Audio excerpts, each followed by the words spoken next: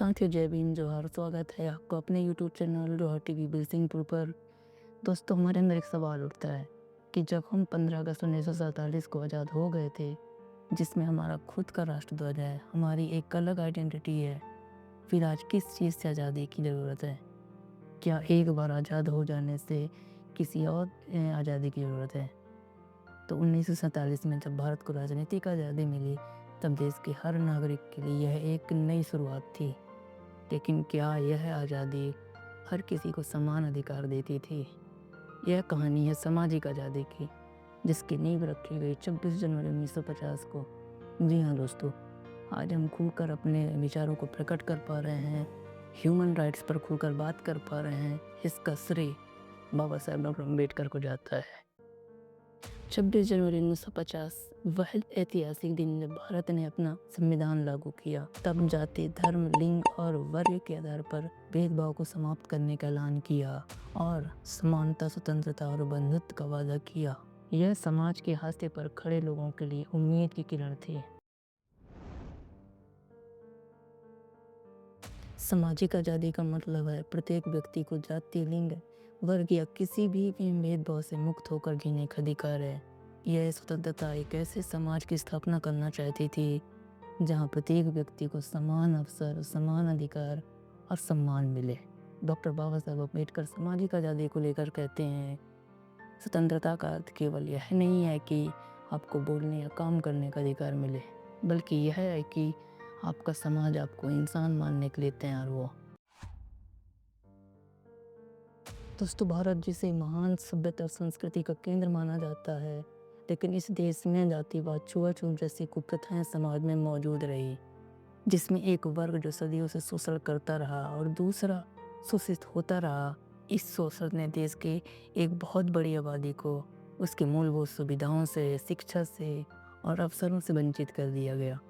ऐसे में न जाने कितने प्रतिभाओं को दबा दिया गया। यह भेदभाव केवल एक सामाजिक बुराई नहीं, बल्कि मानवता के खिलाफ सबसे बड़ा अपराध है। वर्तमान में 21वीं सदी का भारत, जब हम विज्ञान और तकनीक में आगे बढ़ रहे हैं, तब भी जातिवाद का साया हमारे ऊपर है। ऑनर किलिंग, जातिगत हिंसा और भेदभाव आज भी हमारे समाज का हिस्सा बना हुआ है।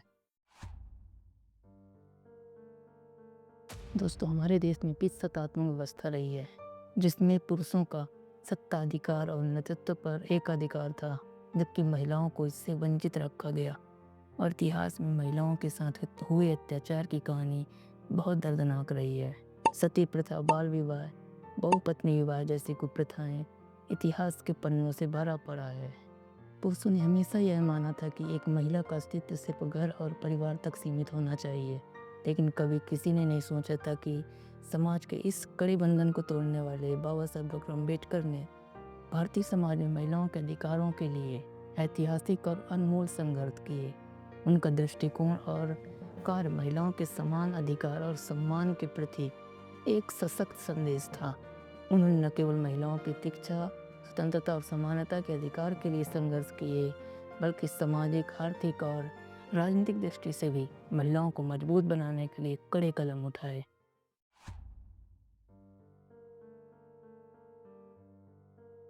डॉक्टर बाबा साहब अम्बेडकर वह नेता थे जिन्होंने महिलाओं के अधिकारों के लिए एक नई दिशा दी। उन्होंने यह माना कि समाज का सही विकास तभी संभव है जब महिलाओं को बराबरी का दर्जा मिले। उनका कहना था कि ये महिलाओं को अपनी आवाज़ उठानी चाहिए, उन्हें किसी भी रूप में अपमानित नहीं किया जा सकता। यही वजह था कि भारतीय संविधान में महिलाओं को सम्मान, स्वतंत्रता और समानता का अधिकार मिला। बाबा साहब ने सुनिश्चित किया कि महिलाएं अब अपने जीवन के फैसले खुद ले सकेंगी और वे समाज में अपने अधिकारों के लिए खड़ी हो सकेंगी। बाबा साहब डॉक्टर अम्बेडकर ने न केवल सामाजिक समानता के लिए, बल्कि महिलाओं के अधिकारों की रक्षा के लिए भी ऐतिहासिक संघर्ष किए। महिलाओं के अधिकारों के लिए उनका सबसे बड़ा योगदान हिंदू कोड बिल का प्रारूप तैयार करना था।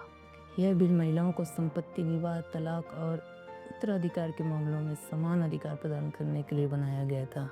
यह उनके संघर्ष का सबसे बड़ा परिणाम था।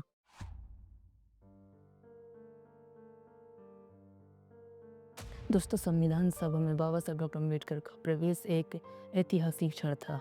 उन्होंने न केवल भारतीय समाज में समानता और अधिकारों की नींव रखी, बल्कि भारत को एक ऐसा संविधान दिया जो हर नागरिक के लिए सम्मान और न्याय की गारंटी देता है।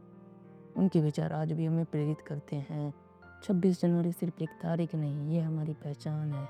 यह वह दिन है जिसने हर भारतीय को यह अधिकार दिया कि वह सपने देख सकें और उन्हें साकार कर सकें। डॉक्टर अम्बेडकर ने कहा था कि जीवन लंबा नहीं, महान होना चाहिए। उनका जीवन इस कथन का सबसे बड़ा उदाहरण है। उन्होंने भारत को एक ऐसा संविधान दिया जो हर नागरिक के लिए आशा और गरिमा का प्रतीक है। तो आइए इस गणतंत्र दिवस पर बाबा साहेब के विचारों को याद करें और उनके सपनों के भारत को साकार करने की दिशा में काम करें। यही उनकी असली विरासत होगी। दोस्तों, उम्मीद करता हूँ वीडियो पसंद आया होगा। पसंद आया तो लाइक शेयर ज़रूर करें और हमारे चैनल को सब्सक्राइब करना बिल्कुल न भूलें। आपसे फिर मुलाकात होगी। जय भीम, जय संविधान।